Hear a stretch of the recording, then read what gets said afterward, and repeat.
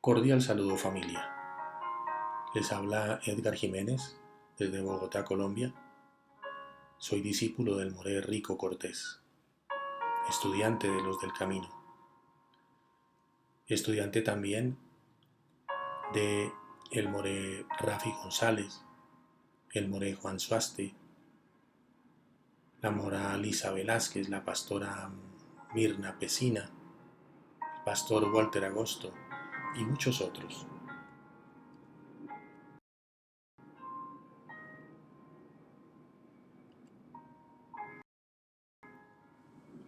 Los invito a suscribirse al canal del More Rico, el canal de Shuba TV.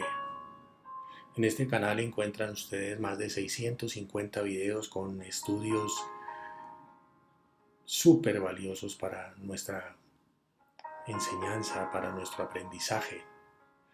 También pueden encontrar ustedes la app del templo, una herramienta valiosísima para el estudio de la Torá.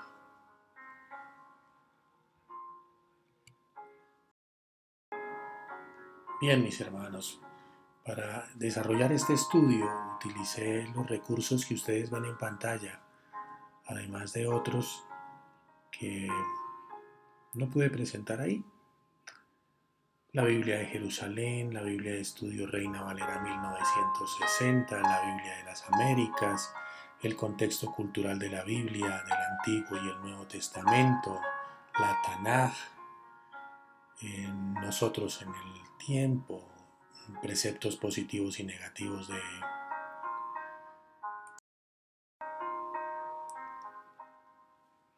Bien, mis hermanos, vamos a entrar en el estudio de los mandamientos.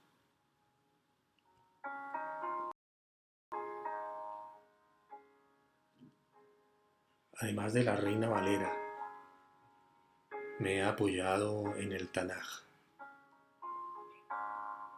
en la publicación de la Editorial de Jerusalén de México.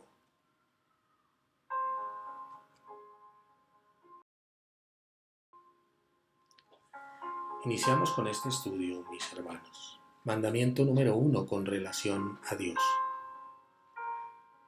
Yo soy Adonai tu Dios, que te saqué de tierra de Egipto, de casa de servidumbre. Una acotación. En la parte inferior de su pantalla ustedes observan la referencia bibliográfica de donde hemos tomado los textos que les estamos presentando a ustedes hoy.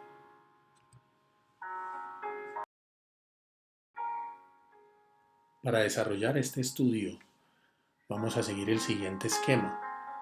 Primero, definición. Segundo, clasificación según el Tariag Mitzvot. Enseguida, comentarios según Maimónides, Yehuda Halevi, Tomás de Aquino, Agustín de Hipona,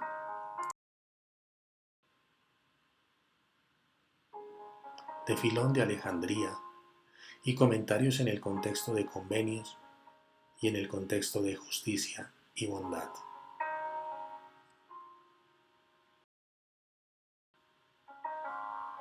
Bien, definición. El primer mandamiento es una declaración fundacional que establece la identidad del pueblo de Israel y la naturaleza de su relación con Dios. Es una afirmación de la soberanía divina y de la alianza que se forja en el acto de liberación. Este mandamiento sirve como pilar sobre el cual se construyen todos los demás.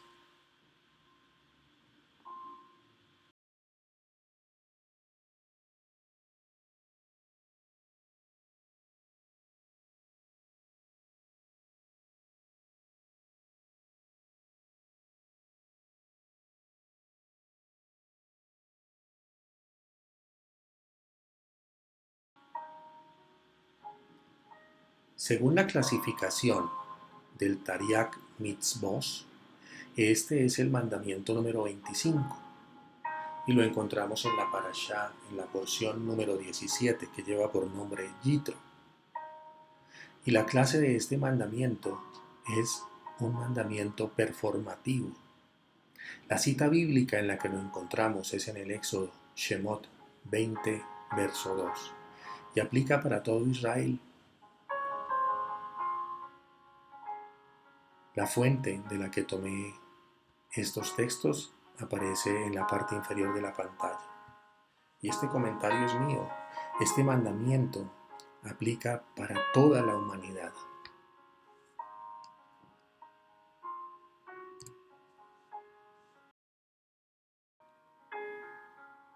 Esencia.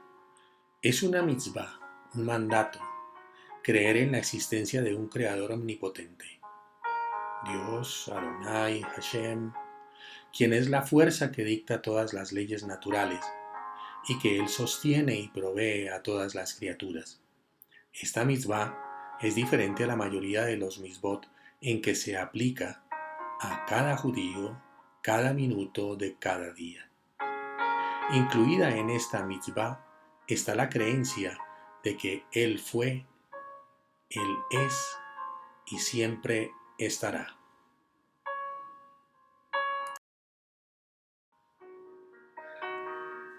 La perspectiva de esta mitzvah es la esencia misma del judaísmo y el más básico de todos los fundamentos, porque pues solo después de que alguien haya aceptado verdaderamente la soberanía de Hashem, obedecerá sus mandamientos. De todas las 613 mitzvot, los 613 mandamientos, solo esta mitzvah y la siguiente fueron escuchadas del Todopoderoso. Bien, las fuentes aparecen en la parte inferior de la pantalla, mis hermanos. Comentarios acerca de este mandamiento. Primero, los comentarios de Maimónides y la realidad relacionada al mandamiento. Maimónides, en su obra cumbre, la Mishneh Torah, categoriza este mandamiento como la obligación de creer en la existencia de Dios. Shema Israel como el acto de la creencia. Para él, esta creencia no es un acto ciego de fe, sino una conclusión racional derivada de la contemplación del orden del universo.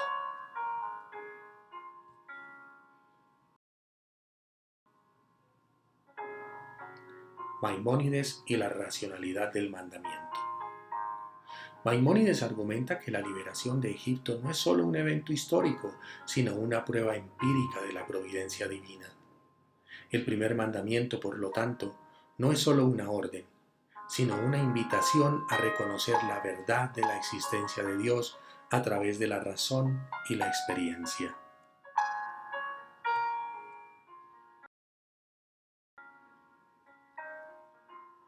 Comentarios acerca de este mandamiento de Yehudah HaLevi y la experiencia histórica. En contraste con el enfoque racionalista de Maimónides, Yehudah HaLevi, en su obra Kusari, pone el énfasis en la experiencia histórica del pueblo de Israel. Para él, la revelación en el Sinaí y la salida de Egipto no son solo pruebas, sino la validación central de la fe judía.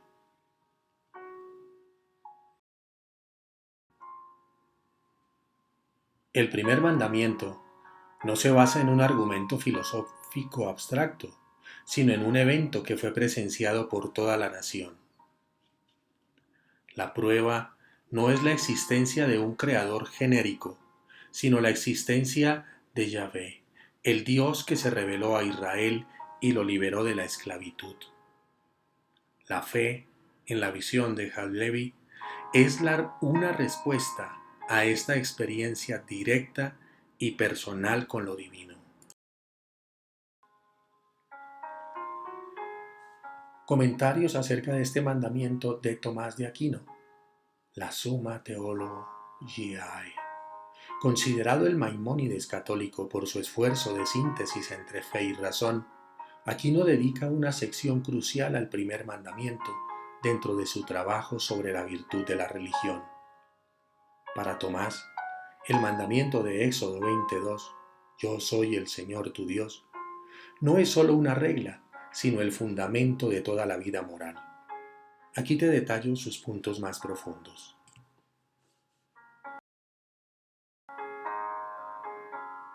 El análisis de la frase "Yo soy el Señor tu Dios" en la cuestión 122 en el artículo 2 de la 2 analiza por qué el mandamiento empieza con esta presentación. Según Aquino, autoridad. Dios se presenta como Señor para mostrar que tiene el derecho de dar leyes.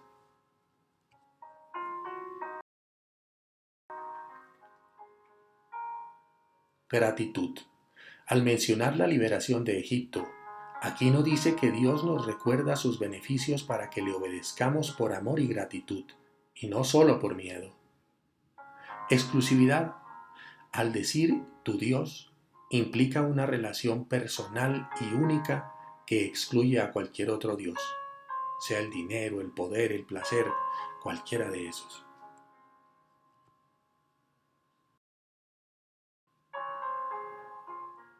El orden de la caridad. Un punto muy famoso de su pensamiento es que el primer mandamiento es el más importante porque el orden de los preceptos corresponde al orden de los fines. Como el fin último del hombre es la unión con Dios, el primer mandamiento debe ser el que asegure esa conexión.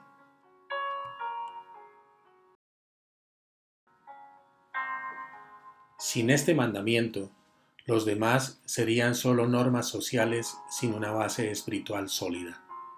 En resumen, para Tomás de Aquino, Éxodo 22 es un precepto de justicia hacia Dios, que él llama la virtud de la religión. Es el acto de devolverle a Dios una pequeña parte de lo mucho que nos ha dado.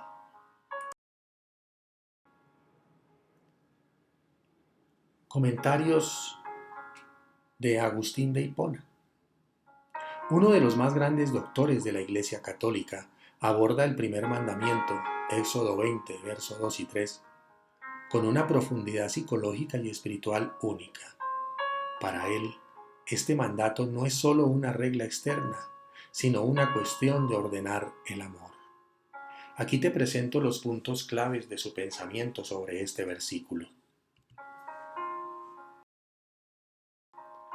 Primero, el concepto del orden del amor. En su obra La ciudad de Dios, Agustín explica que el primer mandamiento resume la diferencia entre las dos ciudades que habitan en el mundo. La primera, la ciudad de Dios, formada por el amor a Dios hasta el desprecio de uno mismo.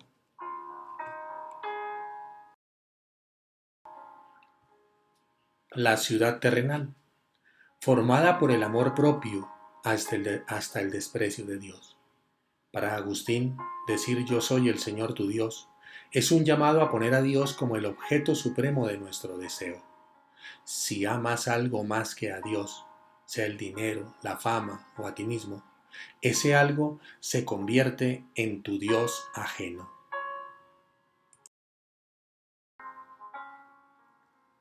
Segundo, la liberación como fundamento. Él interpreta a Egipto de forma alegórica como el pecado y la oscuridad del error. Para Agustín, Dios no impone el mandamiento como un tirano, sino como un libertador. El mandamiento es la dieta de salud para alguien que acaba de ser rescatado de una enfermedad, el pecado. Solo adorando al único Dios verdadero, el hombre puede permanecer libre. De lo contrario, vuelve a ser esclavo de sus pasiones.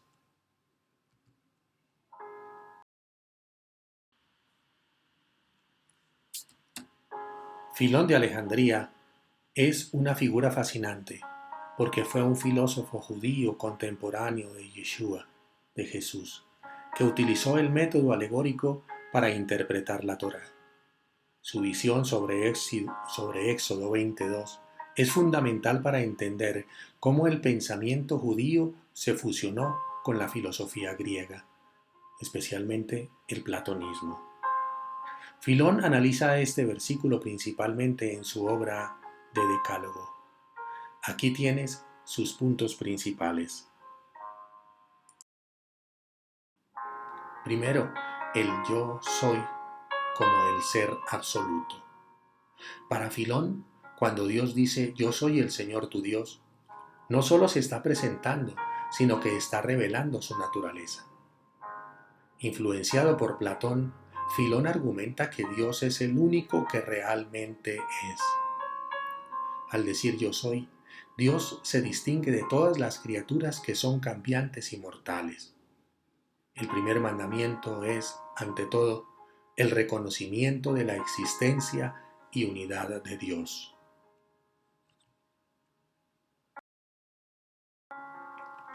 Segundo, la función de Señor y Dios. Filón hace una distinción muy célebre entre los dos nombres que aparecen en Éxodo 22. Señor o Kyrios representa el poder real y legislativo de Dios, aquel que castiga y pone orden. Dios, Theos, representa su poder creativo y su misericordia. Según Filón, Dios menciona ambos títulos para que el ser humano le tema como a un gobernante, a su Señor, pero le ame como a un benefactor, a Dios.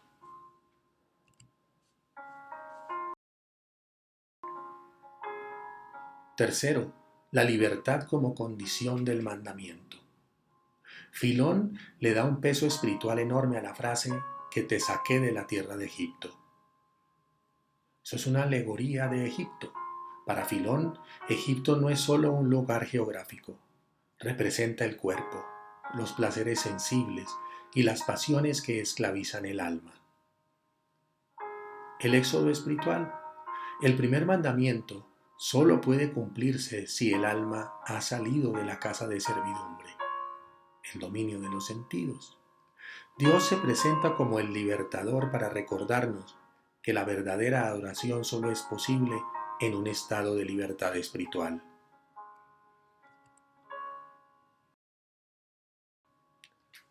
Cuarto, la monarquía divina contra el politeísmo.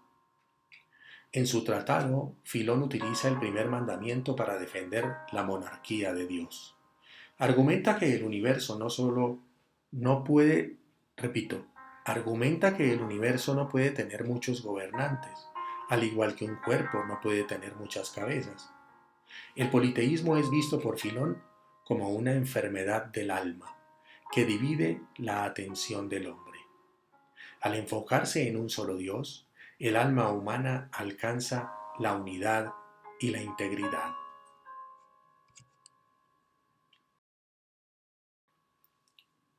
El decálogo como leyes naturales. A diferencia de los otros pensadores, Filón creía que el primer mandamiento de Éxodo 22 no era una imposición arbitraria, sino una declaración de una verdad natural. El cosmos mismo proclama que hay un solo creador. Por lo tanto, el mandamiento es simplemente poner en palabras lo que la razón ya debería dictar.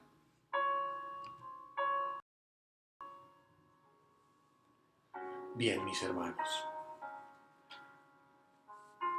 de acá en adelante vamos a realizar este estudio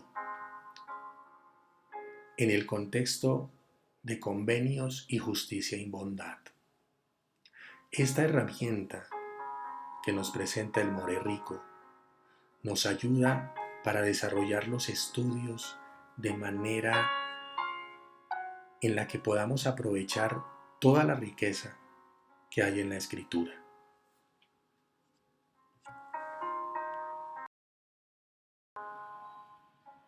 Contexto de convenios. El versículo de Éxodo 22 es técnicamente el preámbulo legal de un convenio o alianza. En el antiguo cercano Oriente, los tratados de vasallaje entre un gran rey y sus súbditos siempre comenzaban con una identificación del rey y una lista de sus actos de benevolencia. Al decir, yo soy el Señor tu Dios que te saqué de la tierra de Egipto, Dios no está dando una orden, sino estableciendo las bases del contrato. Aquí te detallo cómo funciona este versículo en la teología de los convenios. Primero, El esquema del Tratado de Alianza. Los estudiosos bíblicos han comparado el Decálogo con los tratados hititas y asirios. Éxodo 22 cumple las dos primeras funciones de un pacto. La primera función, el preámbulo o identificación. Yo soy el Señor tu Dios. El gran rey se identifica. Segundo, el prólogo histórico, que te saqué de la tierra de Egipto. Ahora se justifica por qué el vasallo Israel debe lealtad, porque el rey ya actuó primero para salvarlo.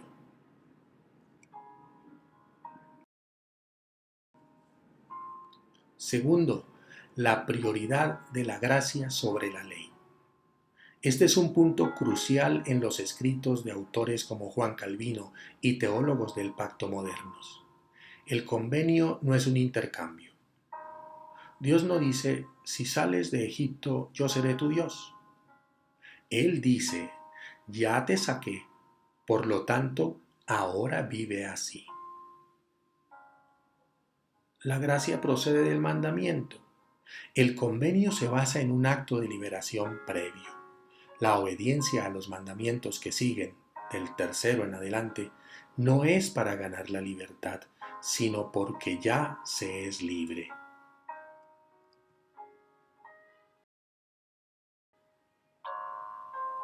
Tercero, la fórmula de la alianza. En la teología bíblica existe lo que se llama la fórmula del pacto, que aparece resumida en este versículo. Yo seré su Dios y ellos serán mi pueblo. Al decir tu Dios, el convenio se vuelve personal y corporativo. Establece una soberanía exclusiva. En un convenio de este tipo, el vasallo no puede tener tratados con otros reyes.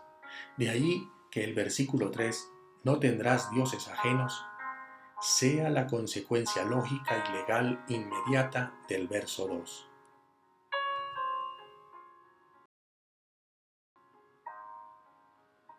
Cuarto, el concepto de casa de servidumbre. Desde la perspectiva del convenio, el cambio de estatus es legal. Israel deja de ser propiedad del faraón de Egipto para ser propiedad particular de Dios. El convenio de Éxodo 22 es un acto de adopción. Dios compra o rescata a su pueblo para que entren en su jurisdicción.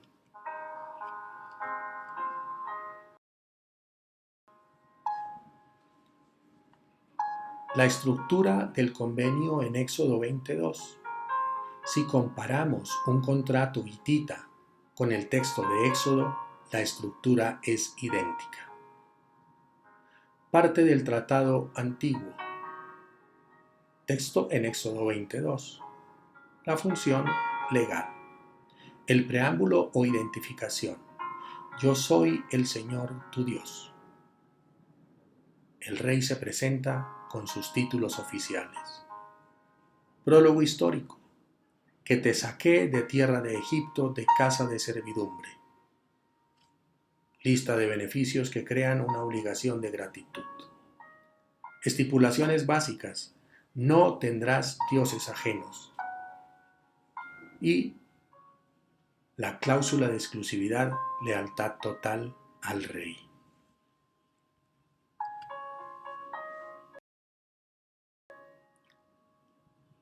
Continuamos, mis hermanos. Segundo, la prioridad de la gracia sobre la ley. Este es un punto crucial en los escritos de autores como Juan Calvino y teólogos del pacto modernos. Uy, hermanos, creo que les repetí esta, excúsenme.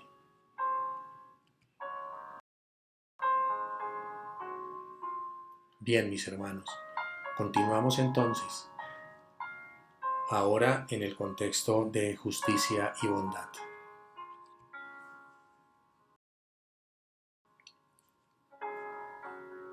Contexto de justicia y bondad. Analizar Éxodo 22. Yo soy el Señor tu Dios, que te saqué de la tierra de Egipto, de casa de servidumbre, bajo las categorías de justicia y bondad, es entrar en el corazón mismo del pensamiento ético-teológico de autores como Maimónides, Yehuda Halevi, Moshe Weinfeld y otros grandes comentadores.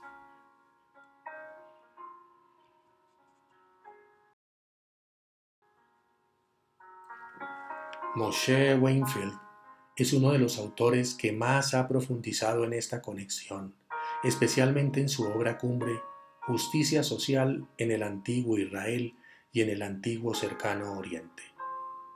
Su análisis de Éxodo 22 no es solo teológico, sino jurídico comparativo.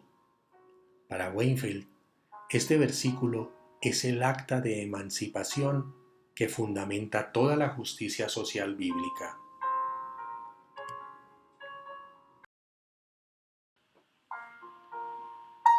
Aquí te detallo los puntos claves de este estudio. Primero, el modelo de liberación, Misarrum y Andurrarum. Weinfeld descubrió que en Mesopotamia, Babilonia y Asiria, los reyes solían proclamar edictos de justicia llamados Misarrum o Andurrarum. Estos edictos consistían en condonación de deudas, liberación de esclavos por deuda, retorno de tierras a sus dueños originales.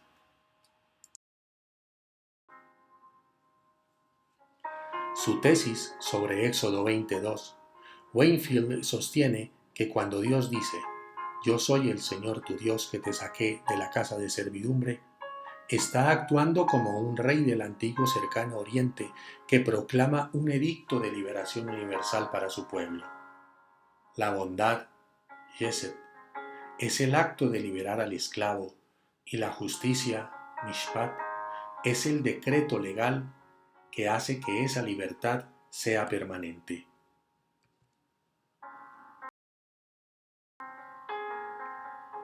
Mishpat y Sadaká, justicia y rectitud.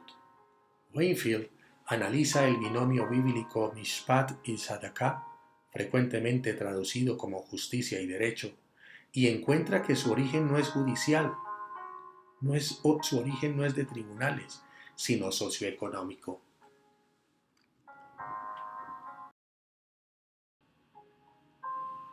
Bondad como política social.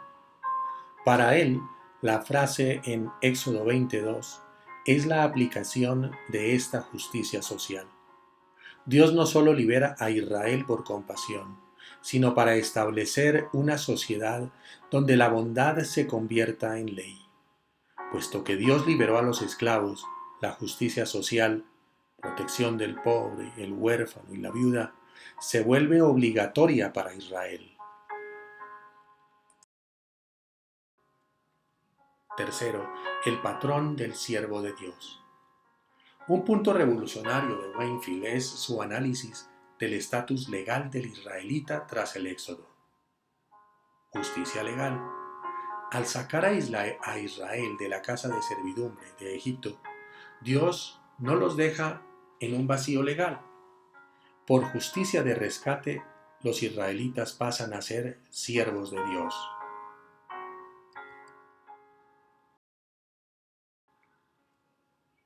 Bondad resultante. Al ser siervos de un Dios de bondad, ningún ser humano puede volver a esclavizarlos. La justicia de Dios, su propiedad sobre Israel, es lo que garantiza la bondad de su libertad humana.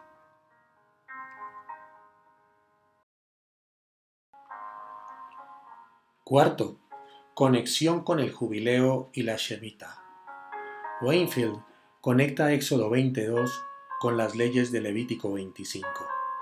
Argumenta que la bondad de la liberación original de Egipto debe replicarse cada 7 años, Shemitah, y cada 50, jubileo.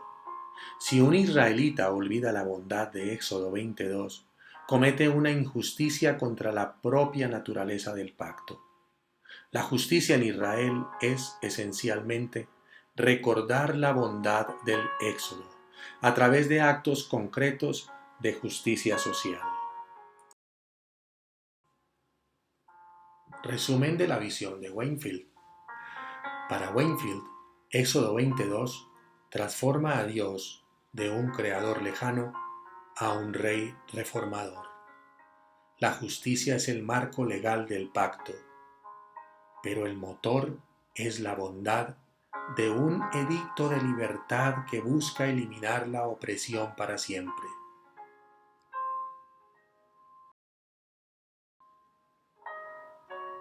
Para sustentar la posición académica de Moshe Whitefield, quien ve el primer mandamiento como un edicto de liberación social, Misharum, y la base de la justicia distributiva, presentamos algunos versículos donde la liberación de Egipto se use como el argumento legal para exigir justicia y bondad hacia los más vulnerables. Aquí tienes los versículos claves que aplican a su tesis.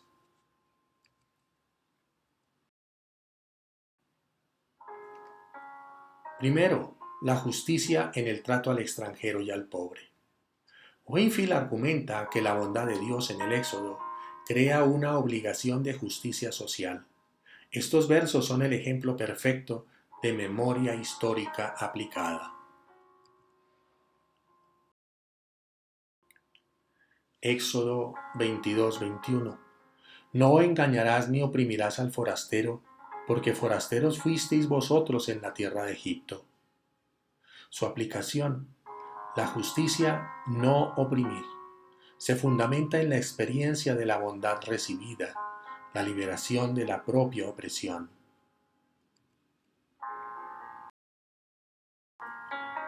Deuteronomio 24, 17 y 18. No torcerás el derecho del forastero ni del huérfano, ni tomarás en prenda la ropa de la viuda, sino que te acordarás que fuiste siervo en tierra de Egipto y que de allí te rescató el Señor tu Dios. Por tanto, yo te mando que hagas esto. ¿La aplicación cuál es? Aquí el mandato, justicia, es una consecuencia directa del rescate, la bondad. Es la estructura del tratado que Whitefield describe.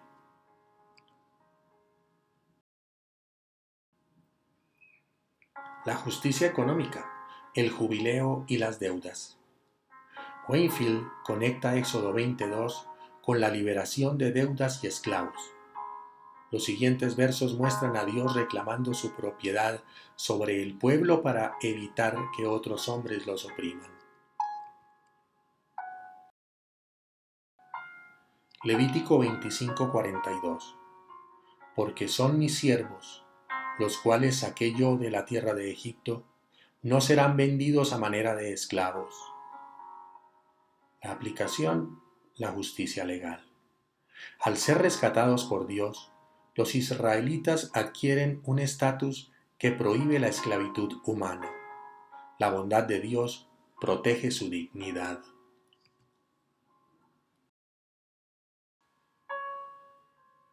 Levítico 25:38. Yo soy el Señor vuestro Dios, que os saqué de la tierra de Egipto para daros la tierra de Canaán, para ser vuestro Dios. La aplicación: este verso precede a las leyes sobre no cobrar intereses a los pobres. La justicia económica es el requisito para vivir en la tierra dada por bondad. La justicia en el trabajo, el Shabbat. Whitefield destaca que incluso el descanso tiene una base social y liberadora en la aversión de los mandamientos de Deuteronomio.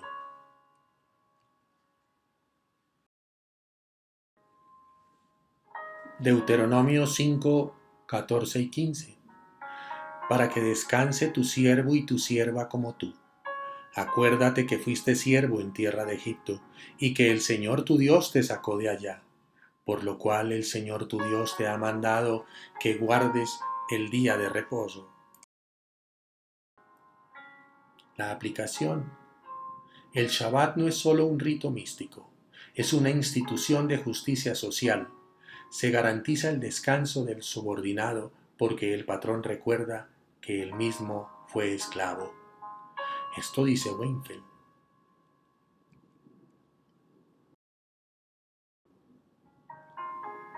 4. La justicia de pesas y medidas. Eso él lo llama ética comercial. Incluso en el comercio, Wakefield ve la firma del gran rey que exige rectitud basada en el Éxodo.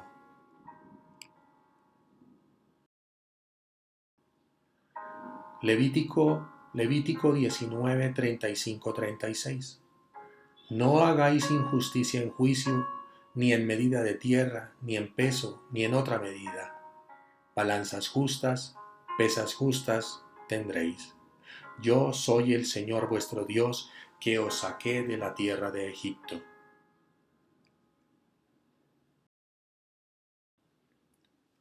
La aplicación. La honestidad en el mercado es una forma de honrar el primer mandamiento. La justicia en la balanza es la respuesta a la bondad del rescate.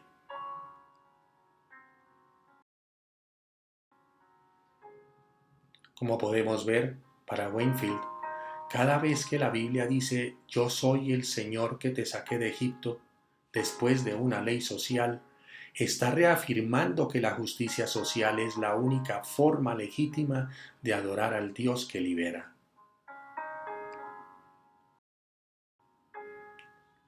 Bien, mis hermanos, de esta manera doy por terminado este estudio. Nos faltan muchos otros contextos para el estudio de este mandamiento. Las conclusiones de Éxodo 22 las deben sacar ustedes a nivel personal. ¿Qué significa Éxodo 22?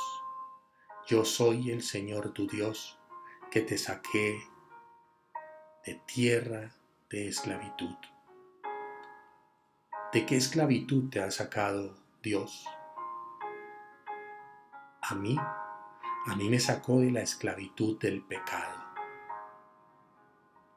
Todos los días tengo que honrar la bondad que ha tenido el Señor para conmigo, al liberarme de la esclavitud. Determina cuál ha sido la esclavitud de la que Dios te sacó. Démosle valor a la bondad que ha tenido el Señor para liberarnos.